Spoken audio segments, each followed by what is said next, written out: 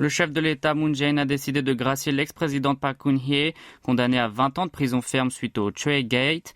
Il a expliqué cette démarche par la nécessité de renforcer l'unité nationale et aussi par une dégradation subite de l'état de santé de l'intéressé. Dans la foulée, il a entériné la réhabilitation de l'ancienne première ministre Han Myung-suk.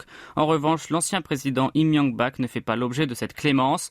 Le gouvernement a examiné et adopté ce matin en Conseil des ministres la liste des graciés en amont de la nouvelle année 2022 contenant le nom de Park. Cette mesure prendra effet dès le 31 décembre prochain. Le locataire de la Maison Bleue a justifié son choix en déclarant que la nation devrait aller au-delà de la douleur du passé pour se diriger vers une nouvelle ère et qu'il était temps pour elle d'unir ses forces pour l'avenir plutôt que de s'engouffrer dans le passé et d'ajouter qu'il a pris en compte l'état de santé de l'ancienne présidente incarcérée depuis presque 5 ans.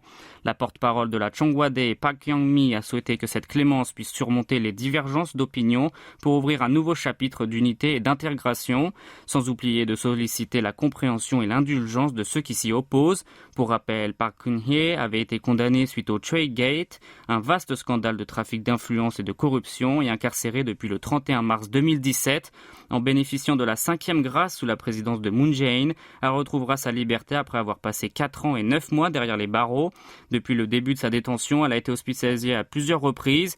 Han Myung-suk, l'ancienne Premier ministre, est de son côté réhabilitée. Elle avait été condamnée à 2 ans de prison en août 2015 pour avoir reçu environ 670 000 € de financement illégal pour sa candidature à la primaire de son parti pour l'élection présidentielle. Quant à l'ex-président de la République Lee Myung-bak, il est exclu de cette dernière grâce présidentielle de Moon Jae-in.